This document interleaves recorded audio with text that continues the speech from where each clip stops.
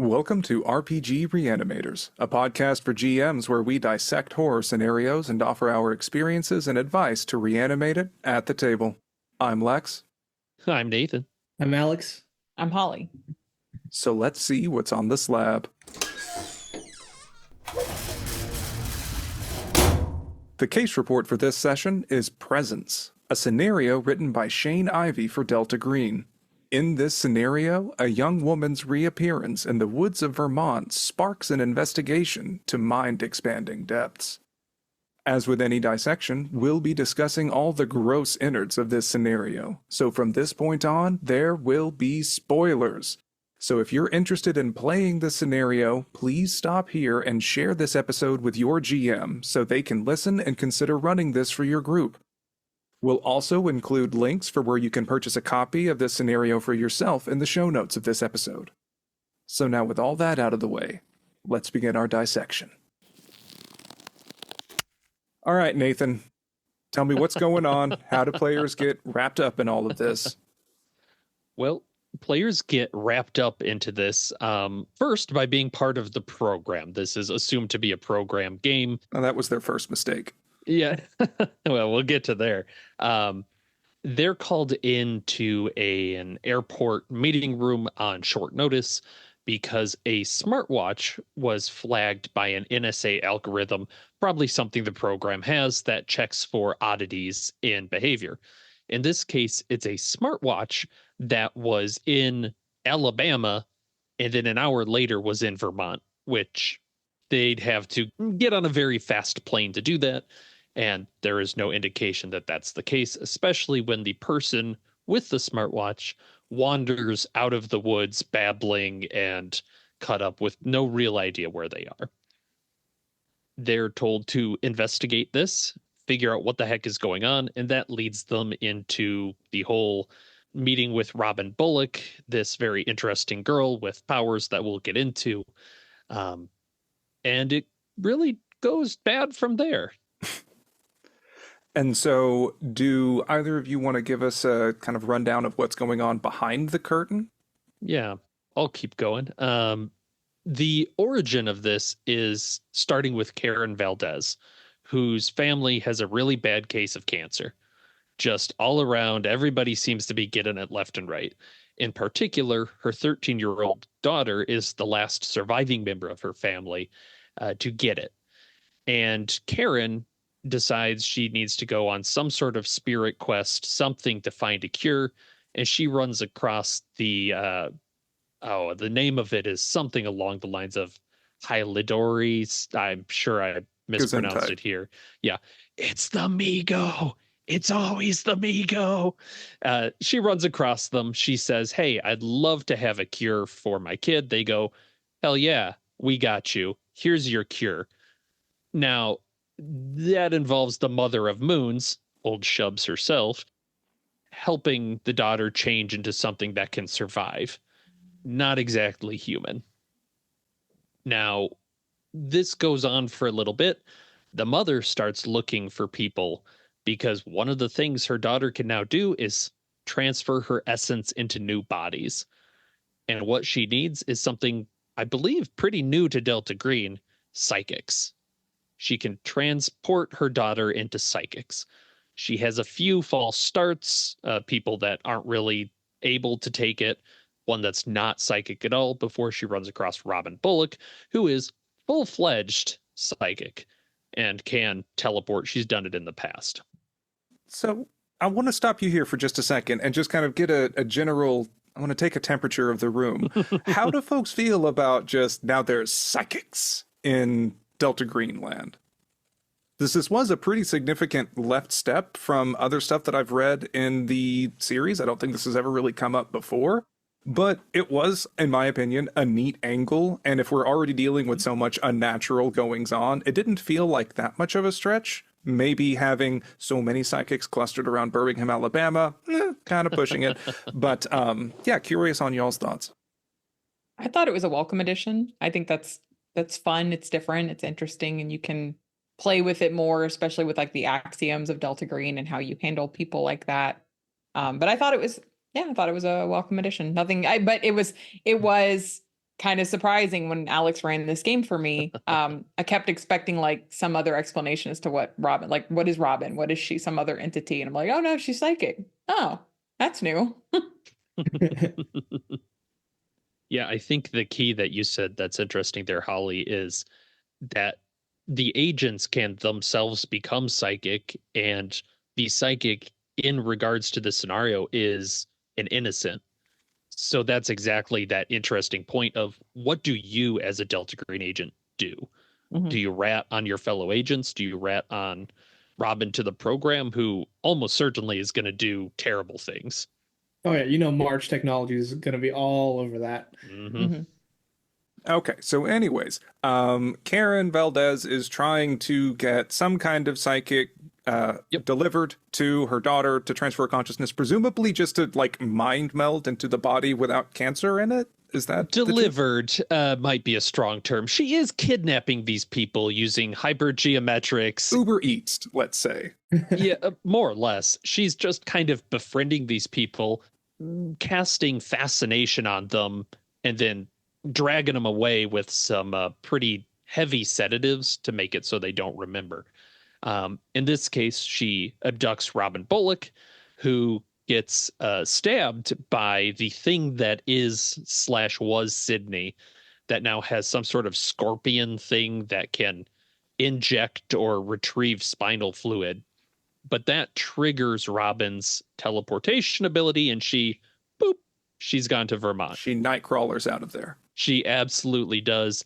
And she travels a long, long ways away. And that's basically where the agents find her, is they get caught up in where she is. And at that point, this is a sandbox adventure of trying to find Karen, trying to safely take care of her and her daughter, which we'll get into. That is no easy feat.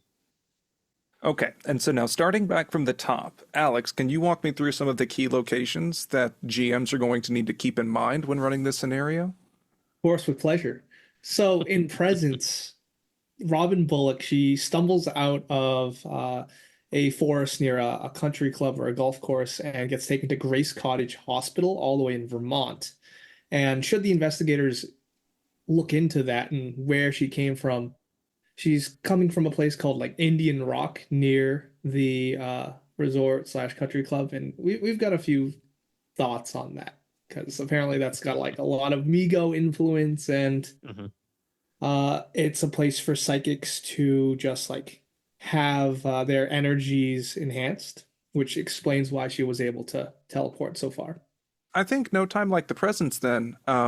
What would be your general thoughts on this Indian Rock thing? Because I can say as a player, I didn't appreciate the name, but I appreciated Indian Rock as it felt like a Migo red herring. And whenever we were playing it, I was making Migo jokes. I'm just like, well, fuck, okay, here we go again. And I think it was a nice misdirection for more seasoned players to be like, okay, so I'm looking for Migo. Oh, it's Shubs. And I was very sad to see that like Migo actually do kind of show up in this, because I'm so sick and tired of them. They probably won't show up unless you actively give your players the spell to bring them down.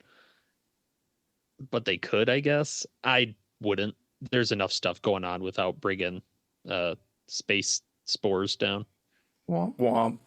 I just think that there's a lot of content that's already been made with like Native Americans and how they're magical, and I think that's a little overdone. And I think Nathan handled that well in his playthrough, because like we were making jokes that like, ugh, that's what you call it, huh? And the locals are like, yeah, that's just what it's been. It just felt like kind of out of touch or out of date, and actually has minimal actual Native American tie-ins as compared to something like puppet shows and shadow plays, which already had some ick. Yeah, I've definitely considered those rocks as a place that probably the people that came in after named it. They just kind of assumed that the indigenous people put that there, so they named it that. That's my assumption. That was my take from it, yeah. Which feels pretty close to reality, honestly. Yep. Right. So after the agents optionally investigate Indian Rock, The clues will eventually lead to Birmingham, Alabama, where Robin was originally kidnapped, and this conspiracy branches out because she's part of this not psychic, but like this occult, esoteric magic like club, a Facebook group that also has a physical location called Bell and Shadow, and that's in Birmingham. Along that street's also like The Hunt, which is the club that she went to, as well as areas around like Henry's Books and Beans and French Grits, where it leads to clues that lead to this Karen Valdez's location.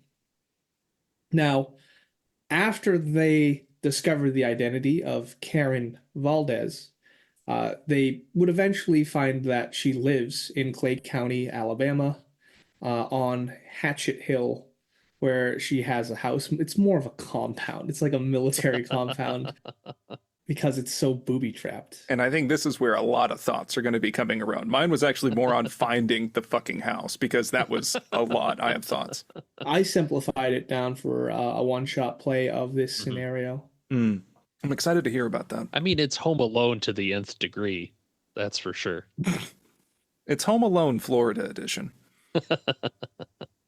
Okay, well, in that case, Nathan, can you start by describing some of the aspects of the key NPCs in the text, starting with Robin Bullock, spelled like call your girlfriend Robin, not the bird. I hadn't heard that. I like that.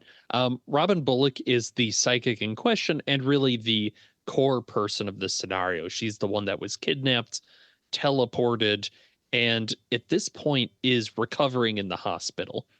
At the start, she's somewhat catatonic. A lot of the medical exams will give agents a history of what happened to her, some clues to lead in to kind of figure out like, she was definitely drugged.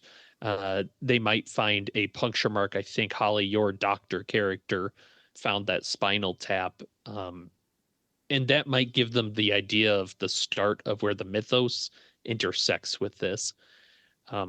From there, her family, her sister, specifically Emily Bullock, will show up. She's a little older than Robin, and she's a very protective older sister. One of the things I like about these two is that they are helpful NPCs. And there is a fair bit of that in this scenario of NPCs that you can just reason with and won't actively go out of their way to hamstring you for no reason.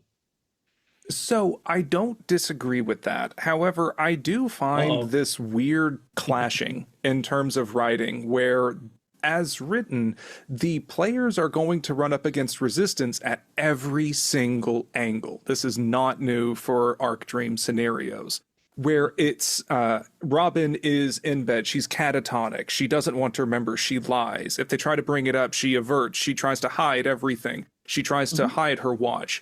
And so the players have to feel like they need to try to pry some sort of information out of her.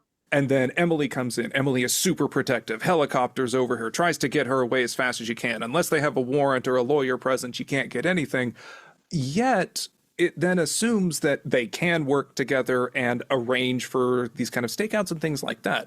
So I'm curious in y'all's read-throughs of it, before we get too deeply in Reanimation, just your kind of thoughts on their temperament that may be more helpful for GMs to kind of work with going forward. I felt like Robin feeling vaguely traumatized by something, and so trying not to remember it. One of the descriptions was it's like a bad dream that she can't wait to shake off. So I think having more questions about it is what she doesn't want to do. So that's why she's clamming up, but curious on y'all's thoughts. Yeah, it can definitely be really challenging if you have so much opposition. I agree that pretty much every character, every NPC is written to be some kind of opposition that may require quick thinking or like even a skill roll or whatnot if you want to get into mechanics.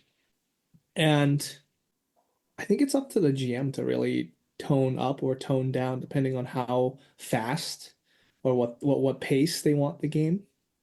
If you want the game to go faster, you can get rid of some of the opposition. If you want the game to drag on, maybe not necessarily drag on, but like to be a little slower pace, you can add more opposition. Yeah, that would definitely give you like a longer sort of digging through the investigation feel if you did have to get that warrant, or, you know, the sister really protected her, so you had to figure out a way around that. Right. Um, Because the more challenges and opposition you give your players, it doesn't even have to be through NPCs. It just means that they have to figure out more solutions, whether it be skill like role list solutions or skills with roles. For example, the doctor I used, Dr. Hagen of Drace Cottage Hospital, she's written in like as her name's only mentioned twice as she's just the doctor, but I made her more of an opposition because I wanted to emphasize like how weird it was. And that was something in my initial read through of it. It was funny because, you know, we played it very much federal agents. Like, we just lied and made our own warrant because it was a suspected kidnapping investigation. So, Yeah. like, we had no problems with actually getting access to the patients. But That's where good planning's rewarded, right? sure. Yeah. It was just so funny for me to imagine if you were not taking a law enforcement angle and you're just some dude off the street, be like, "Hey, there was a girl that wandered in here from the woods. Can I talk to her real quick? It's for reasons." that to me is hitting the way it's written, right? So you're saying there's a lot of writings of where they will oppose you. And I think that is an approach towards worst case, right? Worst case is I come off the street, 6 o'clock, you know, stubble, drink in my hand, and I go, "Oh, I want to talk to Robin." And that's where you'd see a lot of this pushback. But if you're coming in as a federal agent, you're saying this is a missing persons case. If you're telling Emily, I want to protect your sister, we're trying to find people that did this to her. I guess to Alex's point, that's me as a GM overruling that, of saying, Right. no, that motivationally, they 100% want that. They're not going to put up a fight. And that's absolutely 100% good GMing, right? You, as a GM, should allow your players to succeed. You give them clues, give them hints so that they can use that information to their advantage to get the result they want.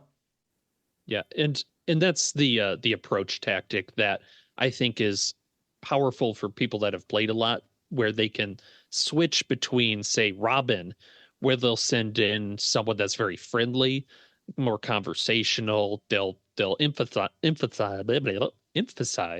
I got Empathize. it eventually. Hey, there we are. But then they go to Officer Revit, and they're much more by the books. They ask for the body cam, they show the numbers. Having the role player be able to switch between the two, they get rewarded for that. And I think that's fun. We're getting into like GMing style and not the actual text itself. But just to have one more example, you know that Emily is super defensive of her sister. And while at face value, it seems like they're just clamming up and they want nothing to do with the agents, allow them a human check to see that, wow, she's really protective. She's an older sister, and give them that information for the players to work off of. And that's up to them to see if they actually follow through. And so, Nathan, you just mentioned this Officer Rivette. I'm going to hold you Yes. to it now. Okay. He's the officer that found Robin. He doesn't have a lot to say other than he got some body cam footage of when she came out of the woods, where she's talking and basically saying, "Hey guys, Mother of the Moons, there's a spider thing. It's crazy, yo." Alex, did you keep that in English? Because I know she says some Latin at some point. I just said it's all in Greek and Latin. It's a little creepier that way to my mind. Oh, I kept it in English because I was running a streamlined version of this scenario. Smart. Now, like these types of clues, they're all like supplemental, auxiliary. They're not gonna be vital to the mystery or the investigation. However, they add flavor and it adds the creep factor. Yeah, it certainly built a lot of atmosphere whenever we were getting a lot of this information, and it felt like the very classic, oh, this is something worse. It's something bigger than what it appeared on the surface, which was good. But on this note of talking about clues that are more for flavor or non-essential, Right. We struggled at a few key choke points in this scenario where it seems like it locks some essential clues for progression behind roles or behind certain ways of thinking. In particular, something that frustrated me in reading this after having played it is there is so much information in Robin's smartwatch, Mhm. but that assumes that the players are going to be able to, I guess, like use her face to open her watch, which I don't think smartwatches have that, and that they're going to take it to try and crack into and read through. Whereas for thumbprint, I think, or is it Alex? Do you remember? She actually used it already. it says that the nurse did. used face recognition to like open Yes, the that's watch correct. and get the There you go. contacts and things. So like, sure, fine, whatever. I don't care that Just much take a about it. picture of her face. Yeah. Yeah. No, I've had people leave without the smartwatch, and it's like, guys, you're making this a lot harder on yourselves. But that's with me is that I did not for a second think she was going to let it go because she is in this strange new place, woke up bewildered, waiting for her sister. That's her one thing that she has. Like, I get anxious if I leave the house without my cell phone. I can't imagine being in this situation and like this watch is the only thing that I have. Like, she can talk to her sister on it. She's getting those messages there. So I didn't think she was going to fucking part with it for the world. And stealing it would just be a clear, oh, we got to go now because they're screaming out the door for it. I would be very interested if there are some alternatives that you could try and recommend at some point for players that don't grab this watch. Yeah, we'll get to it. No, Yeah. right now. Okay, that's fine. All right, my right now is I don't think the watch is necessarily necessary, because you do have the NSA information locationally of where it was, and some of the later information you can get. But the watch sums up a good indicator of where Karen's property is. And this was something we struggled greatly with down the line, that I feel like it's kind of the Wheeler's diary of this scenario. But I digress. We can get more into this with reanimation. So, Alex. Let's talk about who Karen is, right? Sure. Well, Yeah. tell me who Karen is. Nathan, take it away. She is. Nathan, you tell me I'm who sorry, Karen is. I don't know a Karen. I only know a Darla Williams, who is her online avatar, searching dun, for the dun. psychics. Dun dun. Yeah, exactly. Uh-oh. She made a fake account named Darla Williams. But Karen is an ex-pediatrician, so she used to be a doctor. Her family has died all around her. She's pretty much lost her mind at this point as she is trying everything she can do to protect her daughter. She's getting very into questionable occult things, and questionable as in they're probably not that super effective, but the Migo things sure was. So, you have that. She dug up her other dead daughter and put her in bed in another room. So her grasp on sanity is iffy.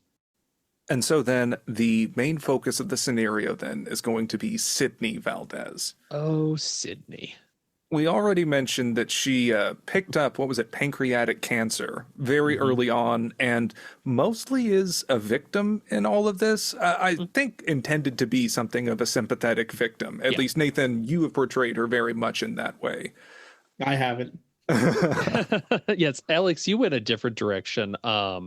And I think that would probably be the aftermath effects, right? Is if they had killed Sydney in my playthroughs where they thought she was innocent, there'd be a sand loss. Alex, I don't know about you. Oh, I sped things up. So this like psychic thing that's residing in Sydney's body. Originally, if you wanted to make her more like sympathetic, you could have her beam thoughts into the player's mind, like "help me" or like "I'm weak." But I beamed into the player's mind in my run, like "feed me." Fuck you. Oh. And that just gives a different like mood. Like, oh, this thing's hostile. And it just makes it so much more simple to just raid the place instead of dilly-dallying around with. And for a one-shot, that makes perfect sense. Yeah. And a longer term thing is you can actually convince Sydney to sever the link to whatever it is, like the thing she's connected to, the Mother of Moons. She can sever it and die. Like, she can make that choice. You can convince her to do that, which I like. I like that she's not some cackling supervillain. Yeah, it reminds me of like Saren in Mass Effect. Sure, nerd. Ow. My heart. Wow. But I agree with Alex. Is if I'm doing this as a one shot, yeah, she's just completely taken over by a monster and uses her powers to just completely mess with people. All right, so that's kind of the main supporting cast of characters. Are there any others that we would really want to focus on that players are likely to interact with? Yeah, I'll run through it. So I would include Officer Revit as like a supporting cast minor character. Hmm. Another minor character is Reed Miles, owner of Bell and Shadow in Birmingham, and its forum. Uh, Bam, or Beham Bell and Shadow. I actually never knew that it was a shortening for Birmingham, I Beham. like saying "bam," and that's Yeah, why I say it that way. but he knows a bunch of these supposed like psychics or people interested in these esoteric witchy arts, and he's protective of them. And he actually knows Karen because she's set up like a fundraiser in his store, and I use that as a link to have the agents find out Karen's identity. There's also the past abductees of Karen, who she did kidnap, and then she was like, "Oh, these people aren't psychic enough, so we'll just return them." Gotta catch and release. Yeah, that's right. There's Eileen Brown, Daniel Smith, and Melissa Naylor. They all get their own write-ups and uh Mhm. their own stories, but it's all like supplemental.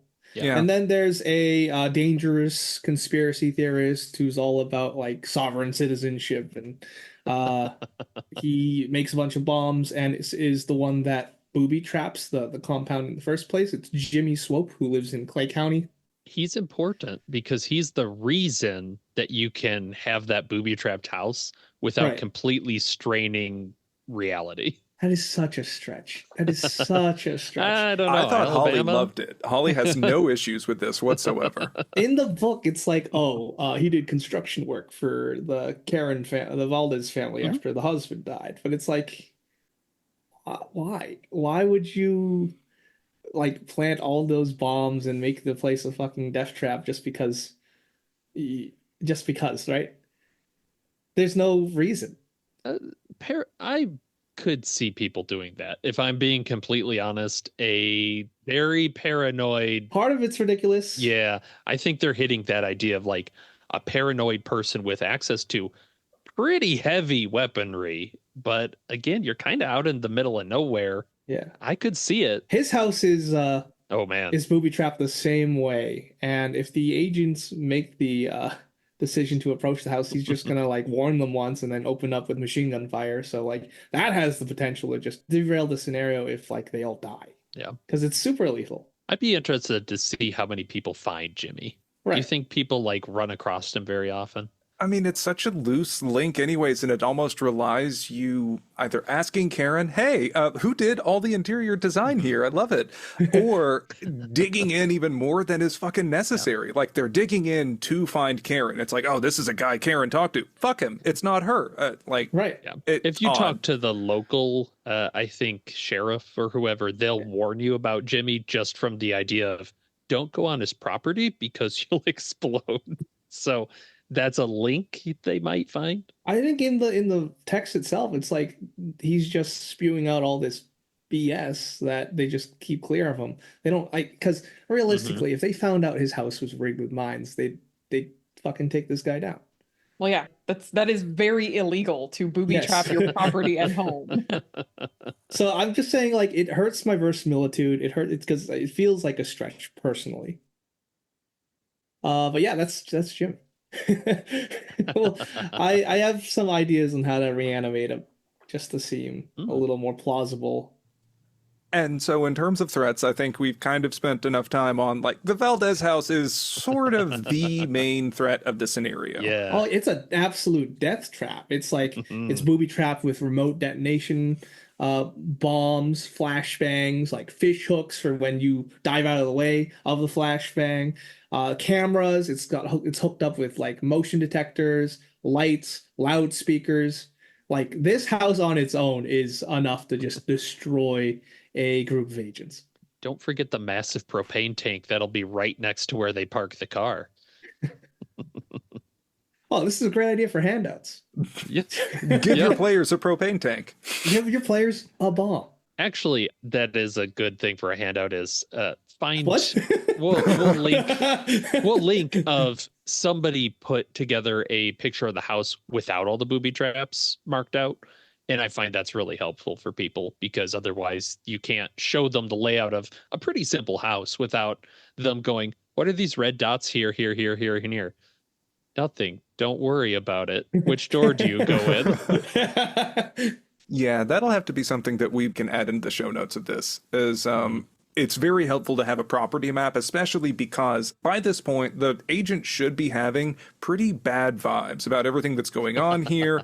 And Nathan, I think that the sheriff is the one that warned us, be like, they got mines on their property. And we were like, ha, ha, ha. Wait, what? That was a nice moment so that we were like, oh, we're not fucking around. And so having that kind of aerial view is good, but making it player friendly and also providing at least the blueprint schematics that don't have little bomb dots all over the place down there. Holly, can you tell us about your psychic powers? Yeah. So let's see. I had I don't know what they call it in Delta Green, but basically like commanding people to my will. Yeah. Intrusion. And one of our players was it pyrokinesis? Yes, pyrokinesis, and another Pyrokinesis. had divination. Yes. I think which Alex used really effectively to kind of hint at what was to come. That was smart.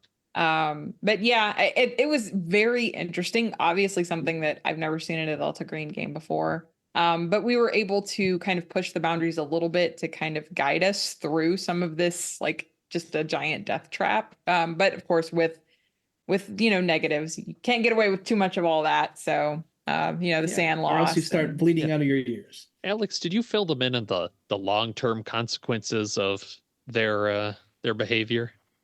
Nope.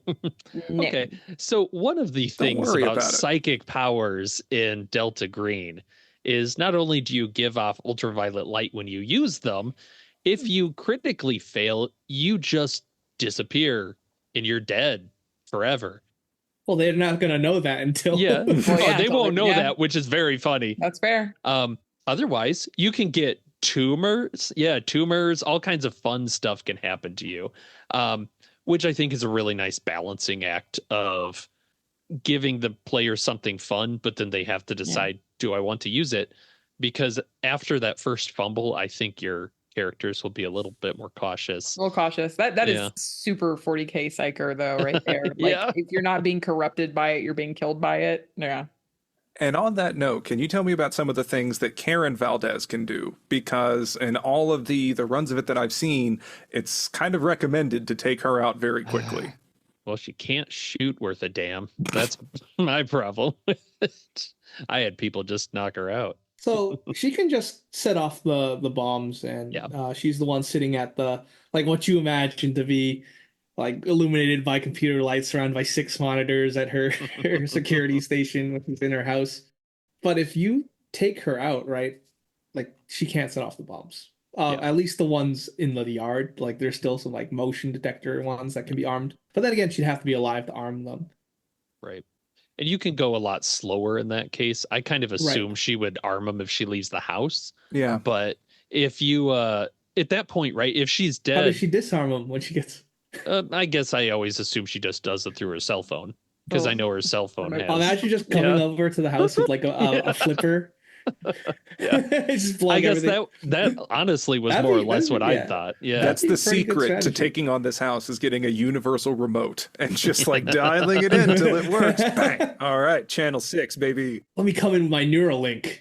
Yeah, I would really like to see players that do realize that they could hack, and then they just set the whole thing off, because you could destroy the house pretty much. If you had access from outside, you could just remotely set off everything and it would probably kill everything inside. I think that requires a certain level of meta knowledge. Maybe that could be a decent reward if they, for whatever reason, chase down this Jimmy Swope lead, that like he could say that they're remote activated. I assumed all of the landmines were proximity mines, and that if we stepped on them, they would go off. But why would he ever trust the agents? Like it literally says in the book that he hates the Foreign Bureau of Invaders. Hey, I'm trying to give some kind of reward if they go Yeah. that far off the trail. No, it's his workshop has the codes, right? You know, Yeah, he's a that's paranoid good. guy Yeah, that has all that's the good. codes for all the places he set up to explode. And he has underlined, do not press this Yeah, button do near not house. call Karen's house. Do not call. We're trying to reach you about your extent. Boom. Karen's house. Bad. Oh Yep. shit! Imagine being taken out by a robo-caller. Jesus. But Karen's got some other magic. Like she's pretty good at magic. The Gathering? In particular, the ones you have to worry about is probably fascination.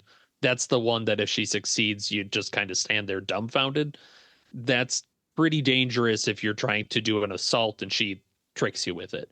Otherwise, she could call the Migo in their disguise, but I don't know that I'd bother with that.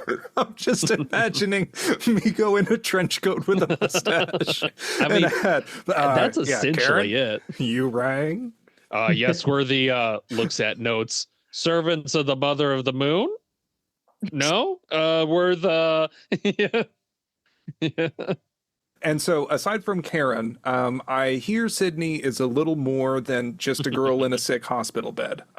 She can That's do correct. certain psychic things, but let's talk about Sydney before and after.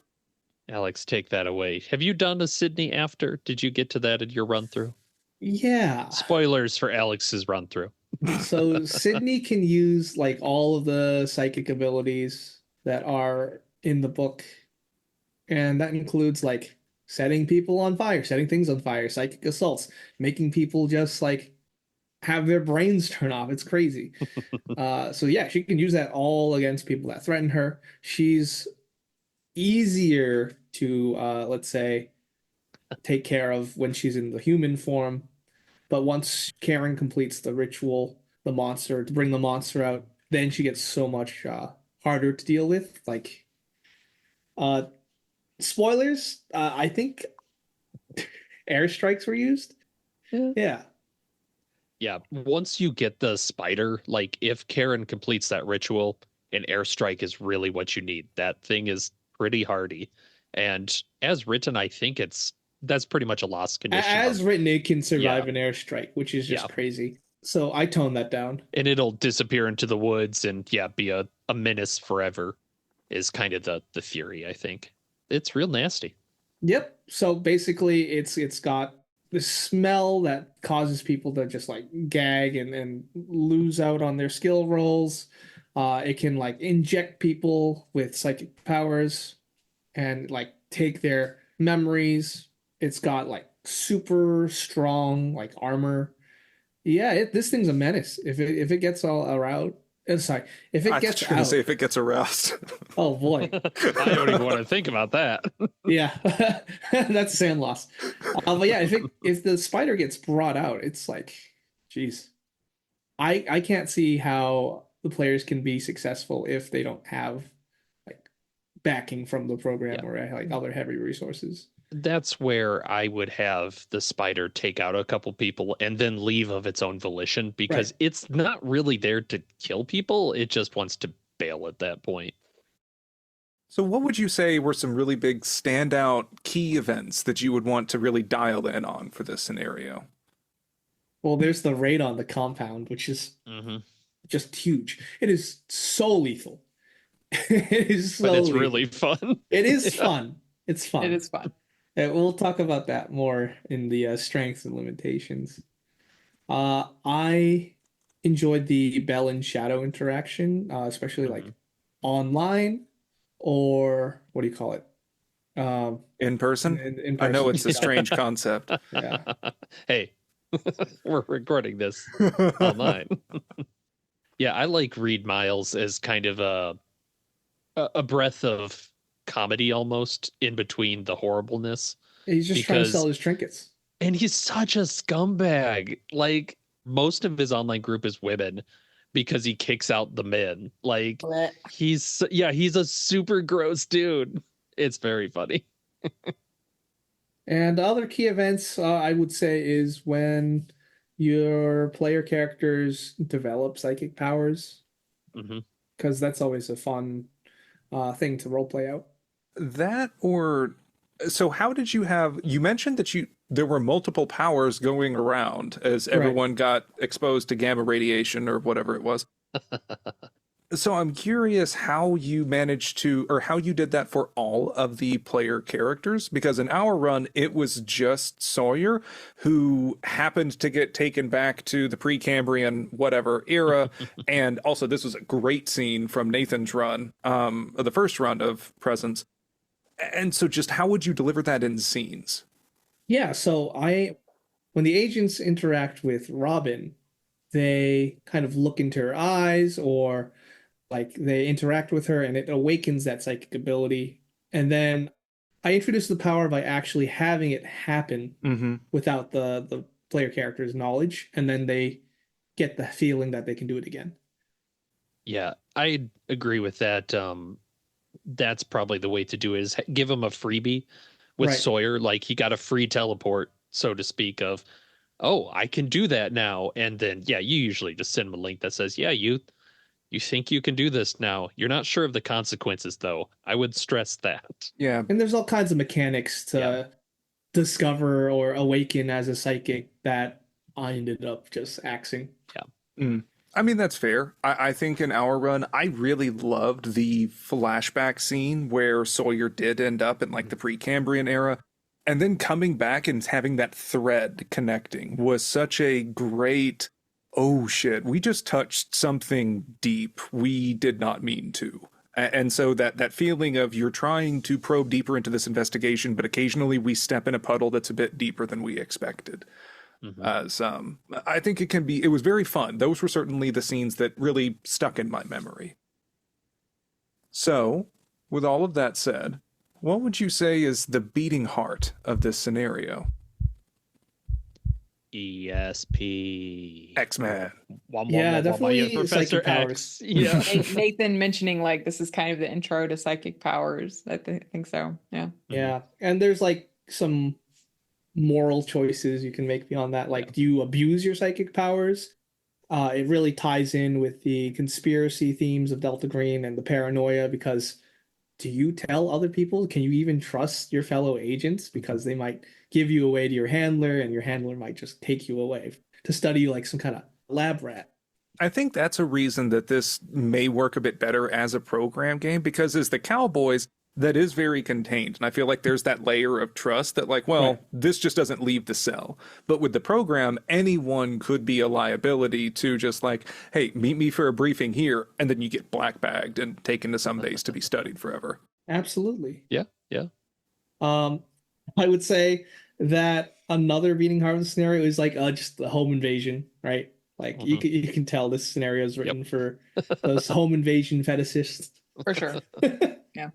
Yeah, and it's a classic investigation too. It's Yeah. got that like the first half of it is a wonderful sandbox of how do I take these clues and put something together out of it. And there's some interesting checks. You get some soft skills that you get to use. And then at the end, you go, you guys better have some guns. You probably should have some guns. You might want a couple extra characters and some guns. Yeah, I think we said several times during our playthrough of it that this felt just like a true detective style investigation. That like it felt remarkably solid up to that point, and then we get to the Valdez property and it's oh okay we're doing a showdown, which also I mean kind of is like the one base that they lie and tell the story about in True Detective. But One of my players, Mhm. JT, I asked for his like opinion on it, and he says it was really cool because you get the whole like dread and feeling of paranoia with like let's say the Alien movie, and then the way I ran the finale at the compound, he said it became like Aliens. Yeah, yeah. Game over, man. I am going to go ahead and count that as a general strength of the scenario. We can transition into talking about more general strengths and weaknesses of it. Is there anything else that you would really want to write home about this? Phone home about this? um, yeah, I love that investigation just from the tactics, but I like that it is also about innocent people. I think that, especially for a long-term campaign, you open a lot of interesting moral discussions about what you tell people when, where, you know that there are people in Birmingham, and Lex, you mentioned like, oh, there's a lot of them around here. I think that's more of a there's a lot of them around everywhere. And this is kind of you finding out there is this subculture that you don't know anything about. You don't know the limits it can go to or the powers. The program's been missing all of this because no one wants to troll on Wiccan message boards and all the shitty psychic shops. They were right. I mean, that kind of, yeah, is people going, you're not psychic. I like that there is somebody in this that's like, I'm totally psychic. They're not psychic. I actually really enjoyed the booby trapped house. Like that was right up my alley. I'm shocked. Because it gets pulpy. Like it gets a little absurd. A little absurd. Very absurd. It gets explosive. It's fun. That is a fun aspect to it. And I would say this scenario really awards people prepping, right? Figuring out the information. They can avoid that death trap of a house by just like waiting Karen out and just like taking her out when she's stalking Robin or going out for food and groceries because right. And that doesn't even destroy the finale too, because even though she can't set off the bombs, there's still a monster in the house.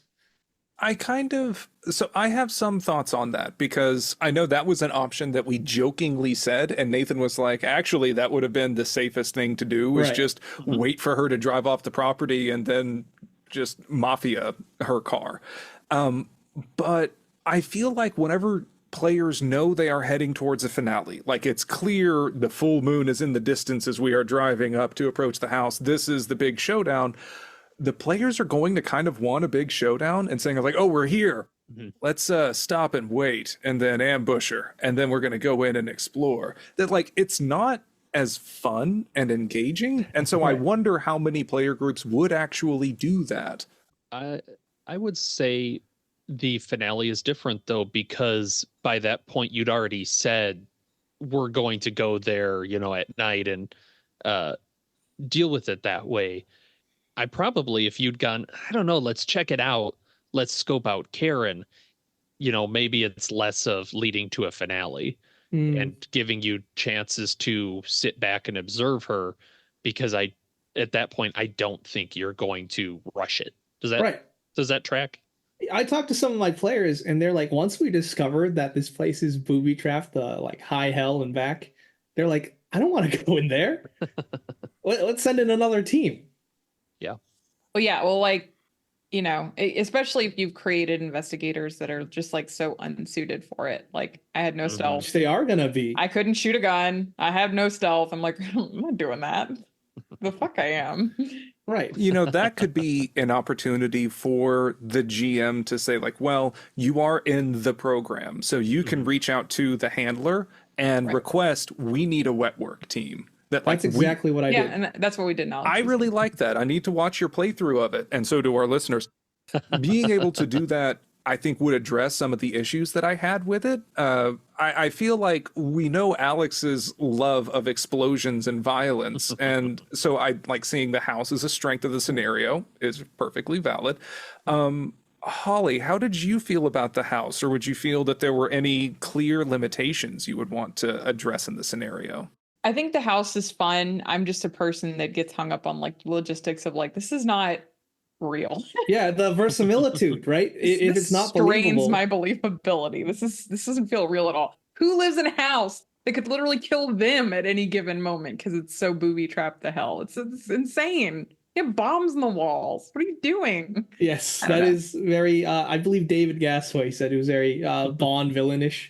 Yeah, like it's fun. It's just like, this is so unreal. It's like, this is, and it feels like it's absurd. Typically Delta Green tries to root itself in reality a little bit, but I was like, this is absolutely nuts. Haha, boom boom goofy funhouse. The scary part is I'm over here going, I don't think that's far off from some places I don't know, man. I have family that's like, rural. As someone from very rural West Texas, it actually didn't strain my disbelief that much. Now, granted, I didn't know about the bombs in the walls inside the house. In the drywall. We didn't encounter that in our game, and frankly, I would not use those. But having the mines that are remote activated by a phone, That sounds like some paranoid redneck fuckery that, yes, Yep. we would say, like, you don't go over to the Bowman's place. If you have a wet work team, all gloves are off. Yeah, sure. For sure, but Sure. I think you need to communicate that a lot. Sure. Yeah. And Alex did. He did a good job of like projecting that. There's a blinking red light. Or And I think Mm. highlight too that these are probably not military grade, right? Like these are Right. probably put together. It's probably a plastic bottle of something duct taped to something else Or that like it's a mason jar full of like ball bearings. and Some of then- that felt military grade. I'm like, where does the person even get access to that? Your Honor, Yeah. improvised. I worked very hard on that. well, they do have a 50% chance of just Not not working, working. yes. Thank goodness. Yeah. I think some of the bigger limitations outside of that shattering of verisimilitude around the Valdez, the assault on the Valdez Manor, is that there are several, I think I may have mentioned this before, like these hang up choke points for clues and progression of the scenario. I personally dislike that there is so much that's on Robin's watch that there's not really a better way to get access to unless you just say, oh, hey, my buds at the NSA dropped this, and you give them all of that stuff there.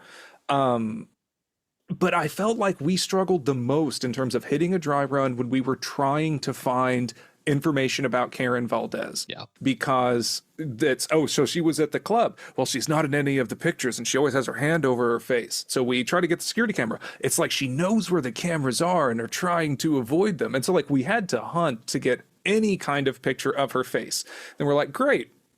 I don't know what the fuck I do with this. Like, she doesn't have an arrest record, so we put her through FBI facial. Nothing. Okay, well, And we she look uses at, aliases. Yep. yeah, she right. uses aliases. She has a blue Kia Sorento. Awesome. We look outside. She took the plates off. The fuck me. Like, I felt like everywhere that we were looking, there was nothing until we were kind of handed that clue that, oh yeah, that looks like Karen from her yearbook picture because she used the same photo when she was fishing on the online message board. And like, Yeah. I didn't love that. Alex, do you remember if the license plate that might have been something I assumed? Hold on. Because I F5 to the think rescue. that actually, yeah, I believe that's a thing I probably put in there of I think you could have gotten it. You get like a partial view of the You plate. get partial Yeah, you get a plates. 17. Yeah, Yeah. yeah. So it's probably easier to find than I made it. I think that is a flaw in how I approached your guys' run. Is I should have made that a little easier. What are you doing, Nathan? Well, I didn't mean that as just a critique for you necessarily. Like, okay, fine, we could have gotten a 17 whenever we were looking for that, Yeah. but still, it felt like unless we went to the Bell and Shadow store to see this giant neon sign, oh, help Sydney with cancer. Also, here's me and my daughter. That like there was nothing there. It assumes they're going to go to this store that has a fucking creep that doesn't want you there, that aggressively moderates the site, and that, you know, she uses her real picture and a fake name to try and fish for stuff there. Like, there's a lot of bits that didn't make sense. I have some ideas in reanimation, but like those are the main points that I think, yeah, some of those are definitely mistakes from my side. Her picture was not on the account as written. That was actually it's a straight up fake account. So that becomes even less useful to find. Yeah. That's right. You yeah. you really have to at that point start going to the other people that she contacted.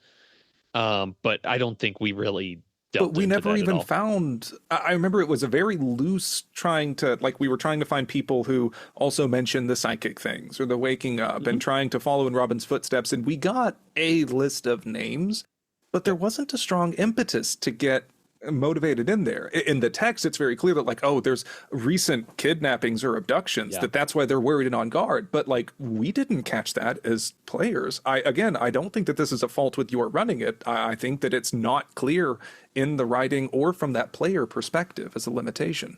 Listeners, you heard it here first. Lex hates me, and I'm going to take this to my grave. I'm just getting back at you from Alice is Missing. No, I think that's a fair point of that middle part can slog down.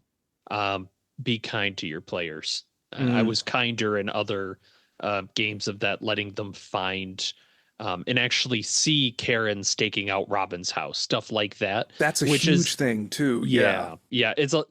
I made it easier to find stuff there, so that middle didn't drag. These are all reanimations. Damn it. Yeah, I mean, if we're talking about limitations, like I think that there's just a lot of even in the beginning, there's a lot of gates locked behind, like there's stuff, information access locked behind skill rolls that it's like, do you want me to investigate this thing? Because you're making me do a lot of skill checks to succeed. And Alex did a great job of not calling for constant skill rolls, but as it's written, there are a lot of rolls. It was weird to see so many skill rolls in this, because usually that's one of the strengths of Delta Green in general, is just, hey, do you have this much in the skill? You're good. Like, and I think Alex took that approach, and I think that's the approach to take too. You can't, there's a lot to be said about, don't ask for a roll you're not prepared for the consequences of a failure for, because then what do you do when a player has failed that roll? Pack up. you strike out right at the beginning. Like, well, guess she's going to go home. Bye, everybody. All right. Well, before we get fully into reanimating the scenario, as always, we like to contextualize our general histories and experiences with this title. I have played in Nathan's run of it. Nathan has run it how many times now? 4 or 5, because I can't keep count. I've run it for Into the Darkness. I've run it for us.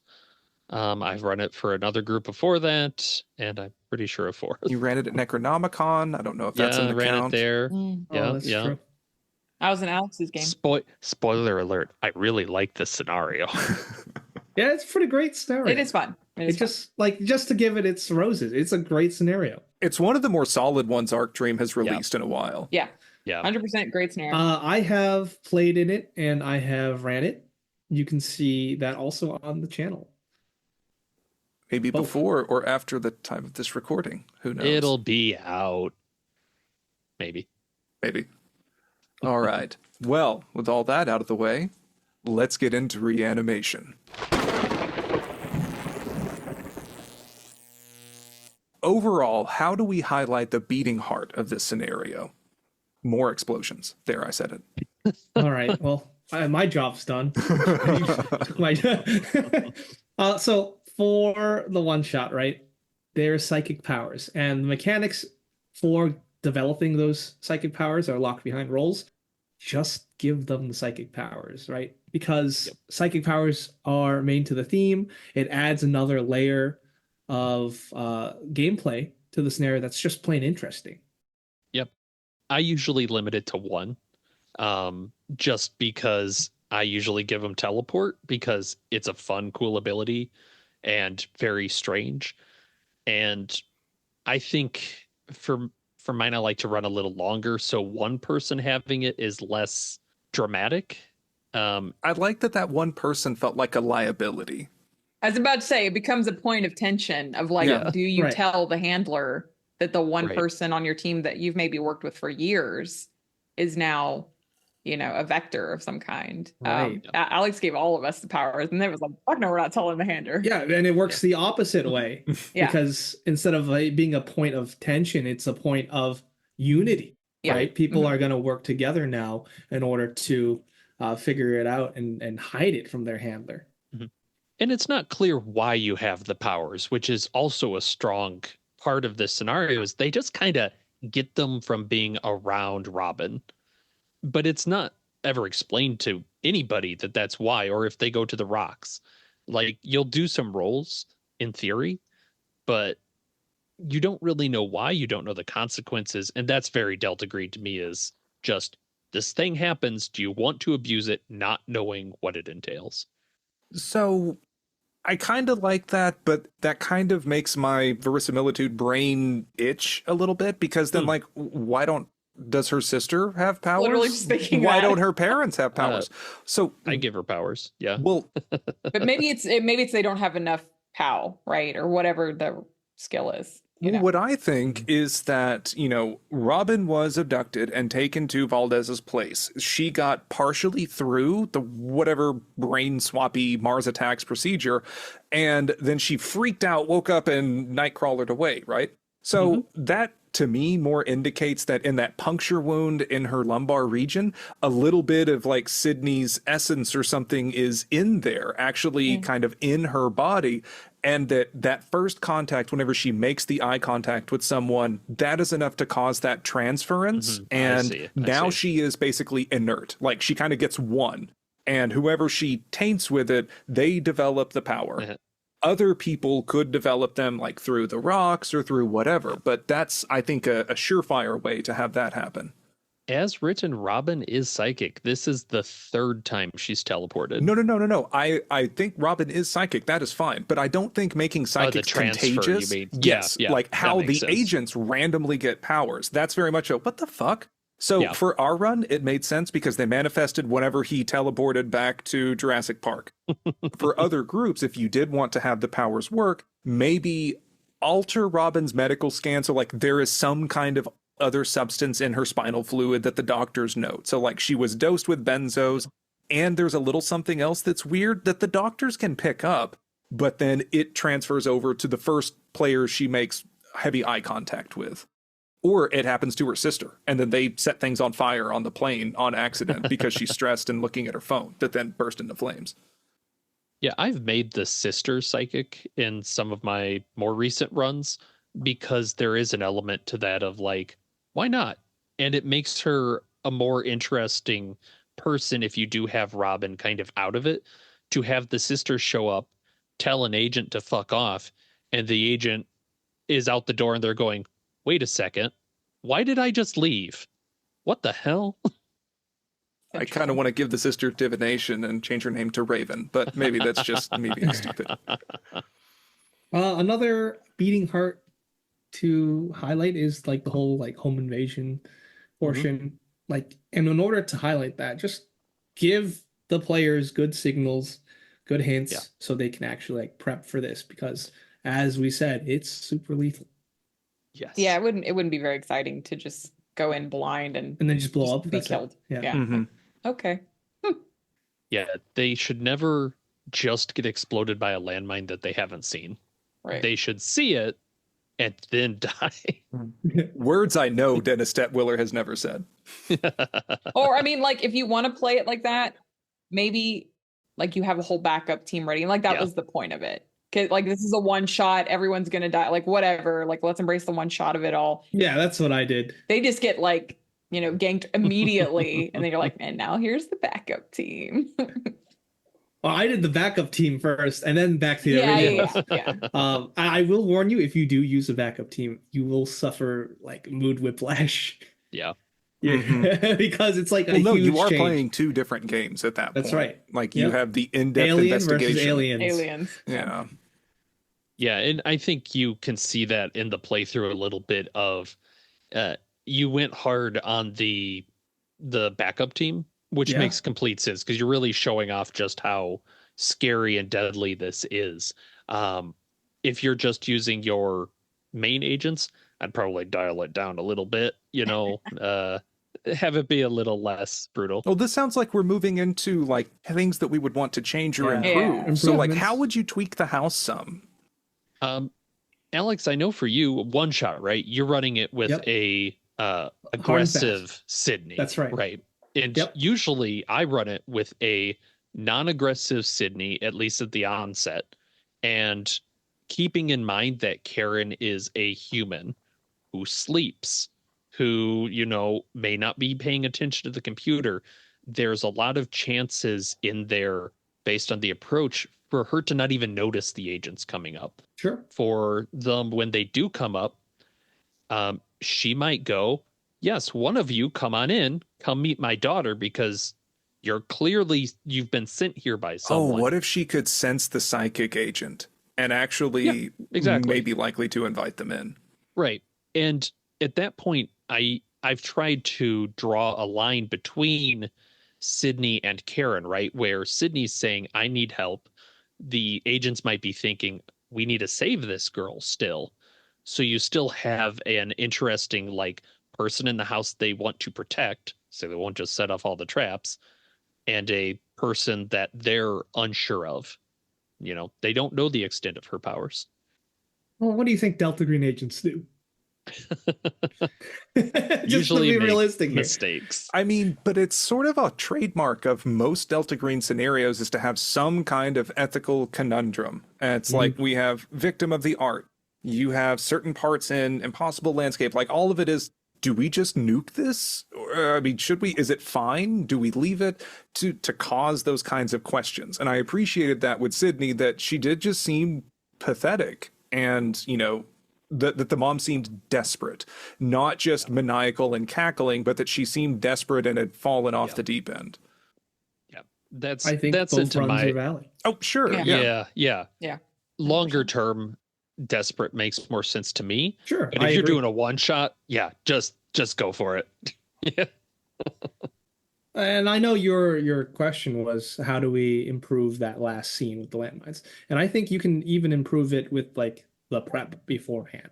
Like warn them of the landmines. And I will say this again, warn them of the landmines because that's how they realize how dangerous that house is. Yeah. I understand that Nathan said one of the sheriffs is like in his game. Yep. Oh, there's landmines at this house. I tied it in with the psychic powers. I gave one of my agents divination. So when they said, "What's at the house?" I flashed them an image of them stepping wrong and like a landmine going off, and the reaction was just like, "Oh." That was pretty good. I do that too. Yeah, have Sydney reach out in some fashion to warn them ahead of time because, as a reminder, Sydney doesn't want the agents dead. She wants to be inside them. Absolutely. She wants her stinger to get them. So, yeah, for her thing, she doesn't want them on the landmines. She is kind of opposed to her mother in that So she could direction. flash divination to them. She does. That's how I usually do it is Yep. it might be in a dream or something where she's like, watch where you step. And I believe the Into the Darkness one, they got the clues. They didn't put it immediately together. And then they saw the antenna and they're like, yeah, someone joked. I think it was Riley joked. Oh, I wonder if it's a landmine. I'm like, let's see if you really think that. Yeah, it's a landmine. So you could even do something like Sydney shows them the way through the traps of landmines. And then it becomes a question of like, the spider kind of inviting you into her, layer. Yeah. Oh, that's such a good Do you scene. trust it? Do you trust Nice. it? Like the leaves form a path of where you should step. Yeah.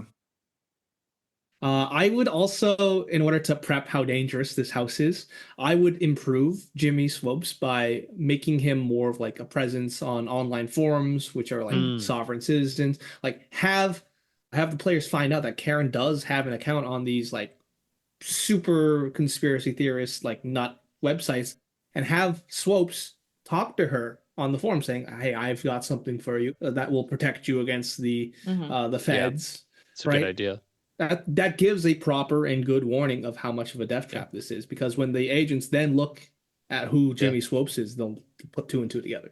Have a shitty sign out front that's like protected by Swope security. And then, they look at it and it's all just people treading on your land. Boom. Yeah. I believe Alex gave us the sign, survivor, what is it? Trespassers will be shot, survivors will be shot again. Yes. I think just about every teenage boy in my Louisiana hometown had that sign in their bedroom at some point. Absolutely.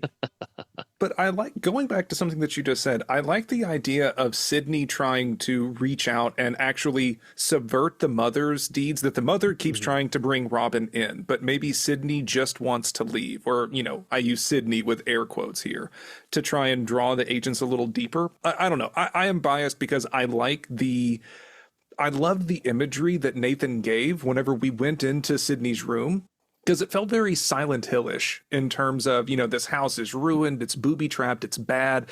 And then there's just this hospital bed that's kind of in the corner. I imagine the drapes were pulled too. And it actually, I don't have any meaningful suggestions about like improving the houses in terms of explosions. I just wouldn't have the bombs in the walls. But there was a passage from John Langan's The Fisherman that it really made me want to deliver more as this essence of kind of mold and fungus in terms of whatever may be kind of growing in or with Sydney. If you'll bear with me for just a second. Inside, the air is clogged with the smell of damp earth and must, a combination that forces its way up your nose, into your mouth, and down your throat, like trying to breathe through dirt. Dimly, you can hear others hacking and wheezing. After what feels like hours, your lungs clear enough of what's invaded them to breathe. Wiping your eyes, you can see the cause of the air's thickness as the walls, ceiling, and floor of the room are dark, furred with dense black mold. It's impossible to tell where the windows are, and the room is only full of a gray, diffuse light. But describing that this mold is everywhere except for that hospital bed Yeah, that's nice. is, I feel like, would be a very fun scene to wander into before you fuck your players up with a landmine and fishhooks in their eyes.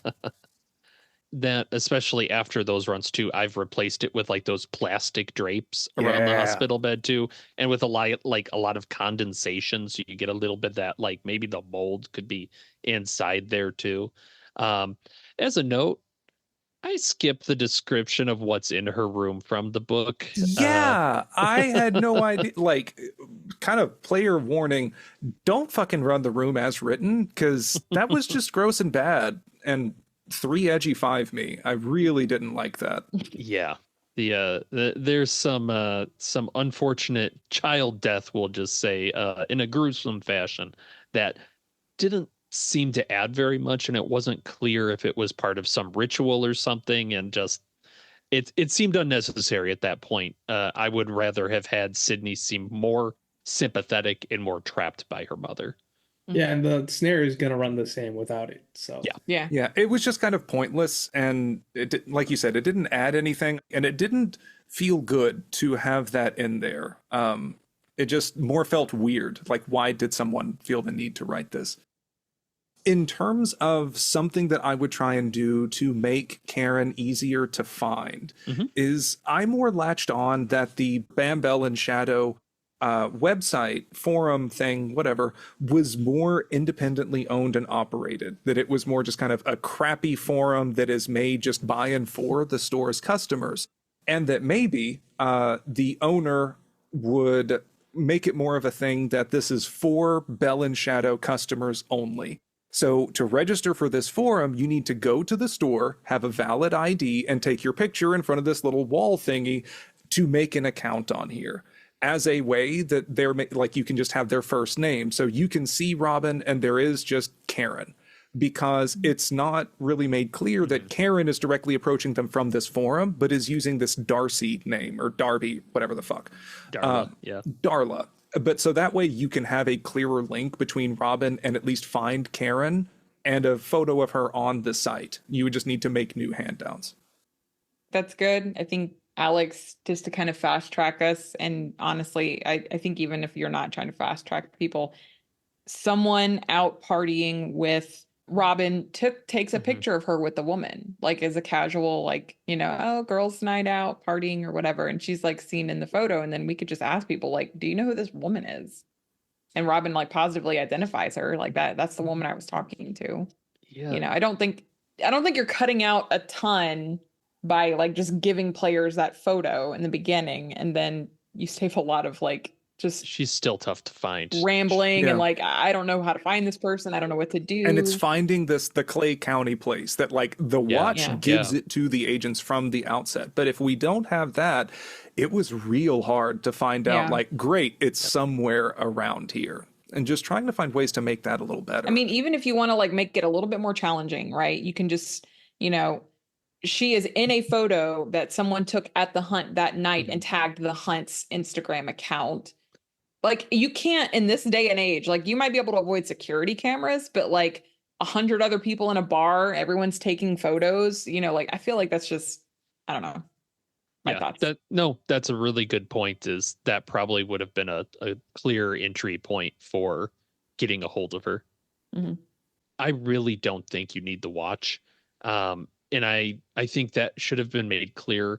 In fact, based on the algorithm you get, I would just give the players with that starting packet some of the timeline of, it was roughly here in Alabama and it's roughly here in Vermont. It's still a pretty big range that they don't have enough to go on just on like this circle. So rather than saying they need the phone, just give them the location information. And if they want to get the phone to get like the social contacts, that's a separate thing. You can find other ways. I think something that would also be helpful to change, because as Nathan, you were describing it more in the aftermath, that we had no idea that Karen was going to try and relocate Robin. Mm. And I would like to have some clues that that is still something around. Maybe if there's a way to eavesdrop with her and Emily, maybe even just making Emily like show up mid-meeting, to maybe facilitate some more of that. We never saw her in our game of it. And so there could be something there. Or yeah, I'm curious your ideas to make it more apparent to players that Karen is still looking for Robin. Maybe even on the message boards, that could be a question. Hey, has anyone heard what happened to Robin? Do you think she got taken like the other girls too? And finding ways to make that more apparent. Yeah, that's a good solution. I like that. Otherwise, you have to trust the players to take a while, because it takes Robin a while to get back to Alabama. And that's when she would, I think it says there's a week before Karen starts looking for her again. And that just gets into the arc dream. They posit these investigations take so much longer than they ever do in practice. Like, we try to burn this through, you know, it starts off that we get this call at 10 a.m. Doesn't give us a day, so you can make it in the middle of the workday if you want to fuck your agents over. Or I think we got it on a Saturday. Oh, we got work, dude. Like, I need to wrap this up ASAP. I'm not going to hang around for a week to get that information. So just ways that you can quickly, efficiently find that, I think, will be very helpful. One of the things that I found, and the book refers to this a couple times, Karen has actually been to Vermont in the past. That's one of the connections to the rocks in her. And there's no way to find that from the Vermont side, really. Mm. And when I ran for Into the Darkness, is players that were really invested in looking in Vermont for more clues, and there really aren't any. You have to go to Alabama to find more, or start going online, but that's whatever. So what I had them do is they asked for a green box. I added a kind of odds and ends occult store in Vermont that I just called Estelle's Insights, that had been shut down by Delta Green in the past, right? So they go to a safe house, they find information. That's another way to get a picture of Karen as like a previous customer from a stakeout. And they start to get clues like, oh, Delta Green saw something weird was going on and they shut it down and probably killed the owners. Maybe even give them a handout of the ritual for the not Migo Migo. Just some clue to get them a picture or an idea that people were going through here that might have found weird stuff. Yeah, to add on to that, the world is your oyster. You can make clues from nothing, right?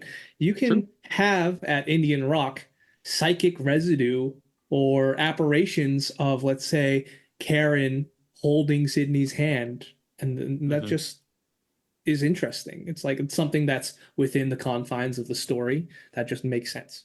Yeah.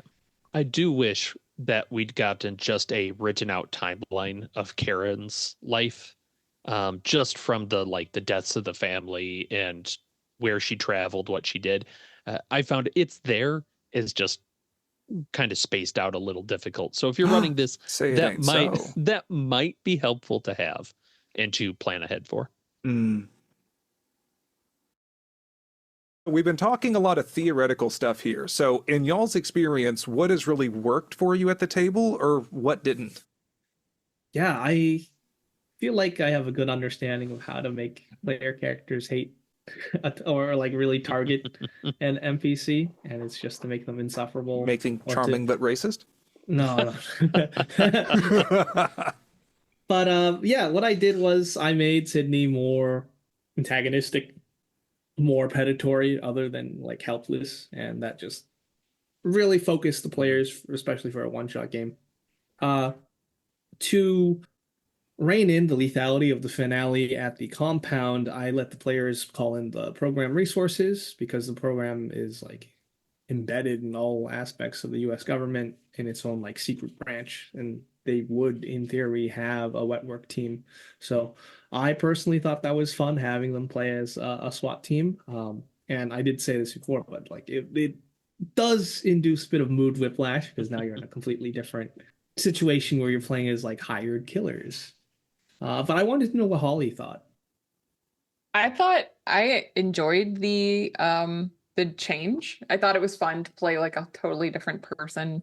I could see how that'd be whiplashy for like totally different, maybe newer people. You're like, here's a whole new character for you to be. But I thought it was fun, and it was a good way to kind of diffuse the deadliness of the house, because You it's could like see how bad it got yeah, firsthand without your like quote yeah, unquote main character dying. exactly, exactly. And you still got to experience like how bad the house was, Everyone like wins firsthand. besides the SWAT team.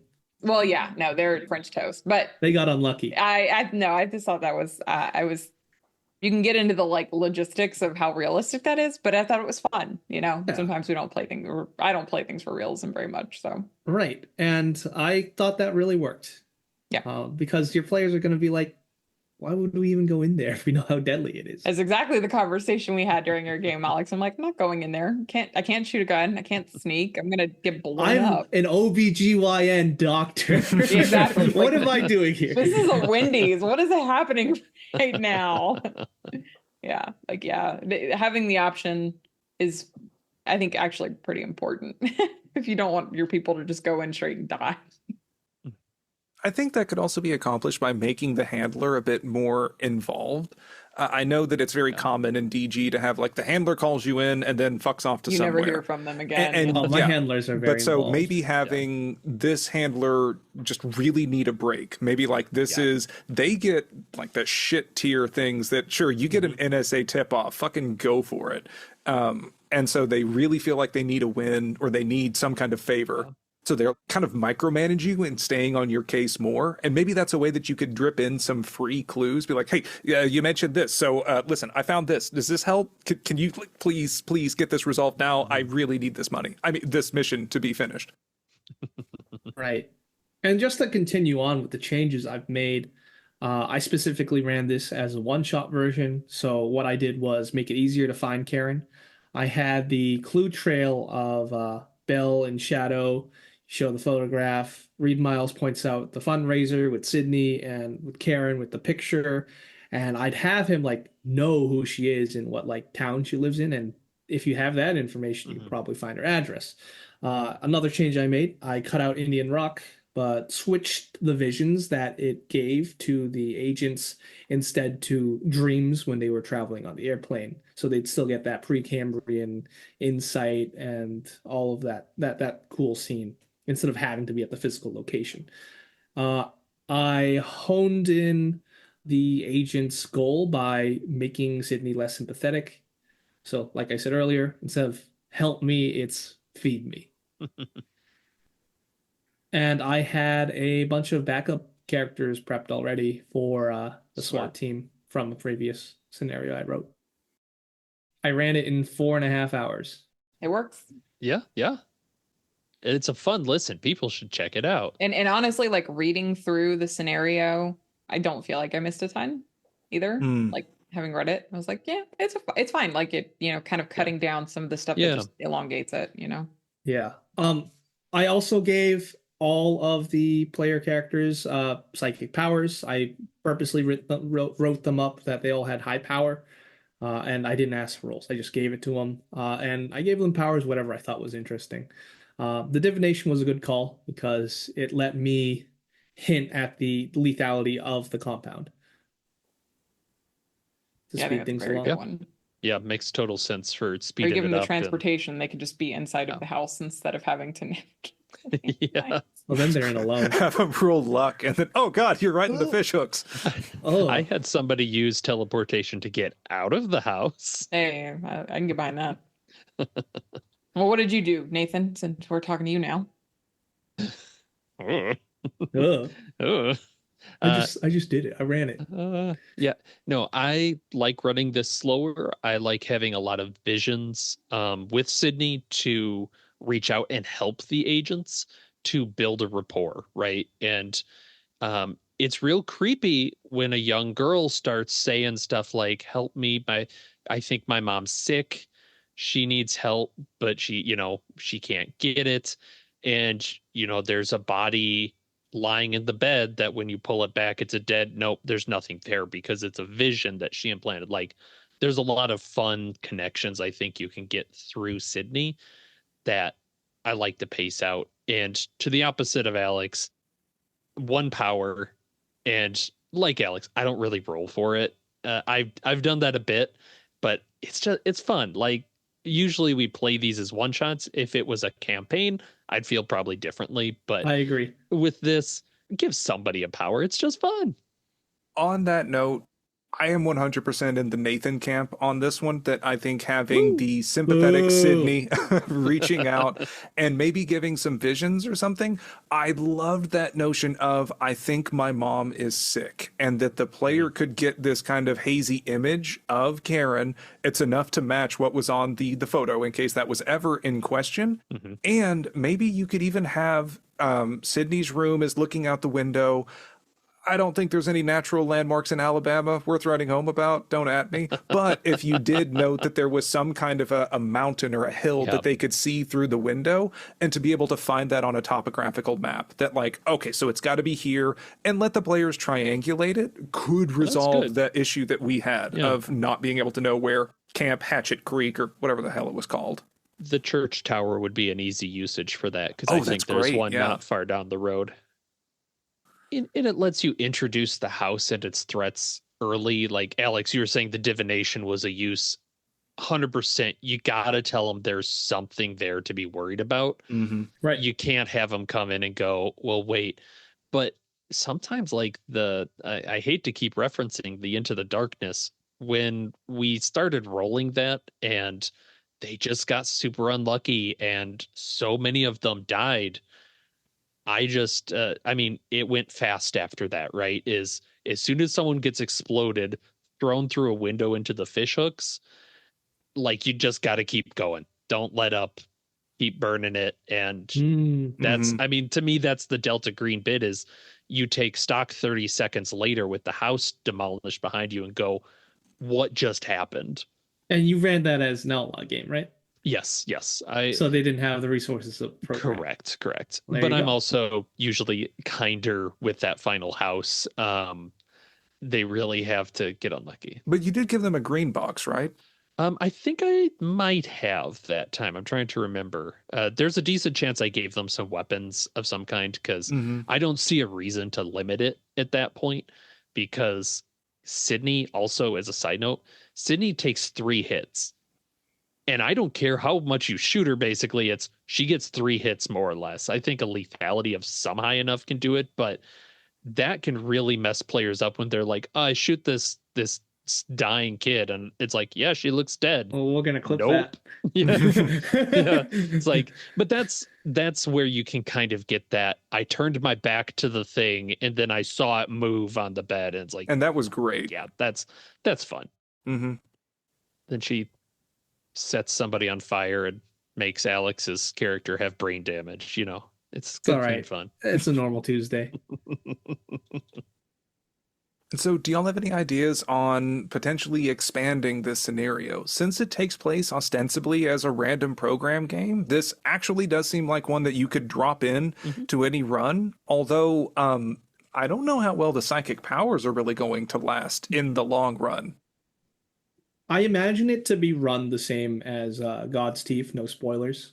They'll be given the same treatment. You've given so few spoilers, I don't even know what that means, but I trust people that have read it. those know who what that know, means. No. If you know, you know. Yeah.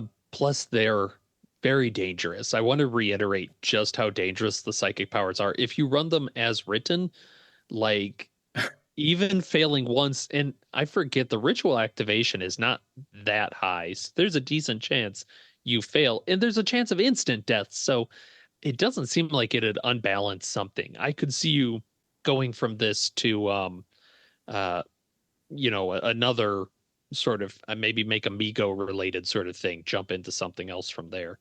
No, please don't. Don't. Do it. Oops, No. all Migo. So one thing you could do with psychic powers in long form play is, like, this might not be for everyone, but like a home scene might just be a terminal illness diagnosis handed by the doctor. Yeah. And that'd be like, yikes.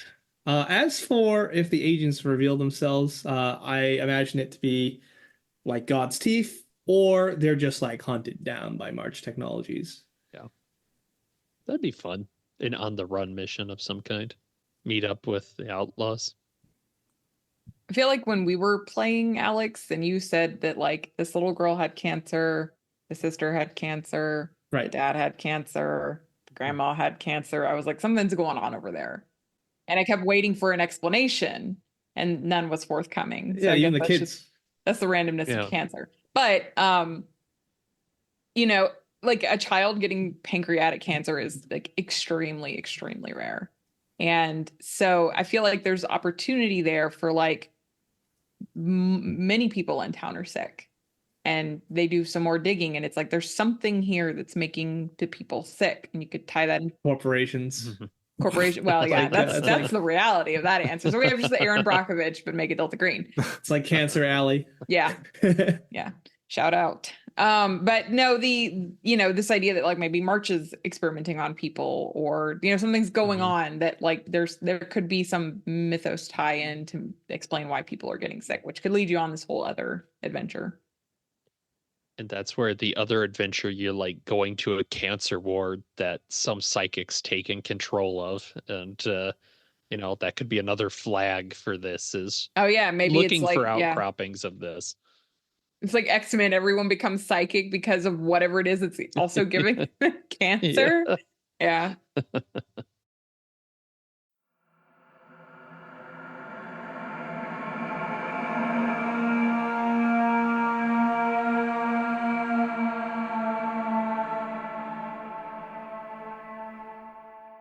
We hope our deranged utterings have been helpful in bringing this game to life at your table. You can join the autopsy discussion on Discord and subscribe or follow the podcast to hear more gruesome cases. Be sure to check out the show notes for links on where you can find this scenario, where you can find us, and resources for things like handouts, actual plays of the scenario that we recommend, I think we may have mentioned a couple, and other GM resources. We also upload all of these to our Discord server. Also, we'd like to give a big thanks and shout out to our 3 newest supporters on Patreon, Beth, Xander, and Horror Dork. Thanks for helping us keep the ominously flickering lights on. So until next time, thanks for listening to RPG Reanimators. Where your games can die. Or live. On the table.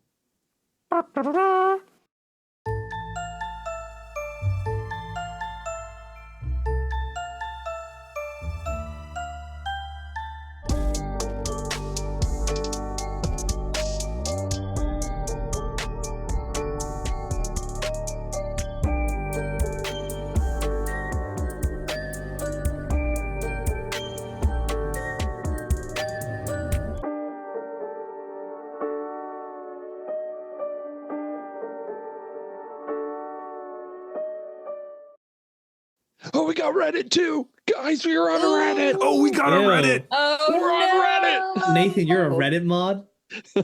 Find us on Reddit. Or don't. That It's fine. explains why I feel so much sweatier lately. Oh my god.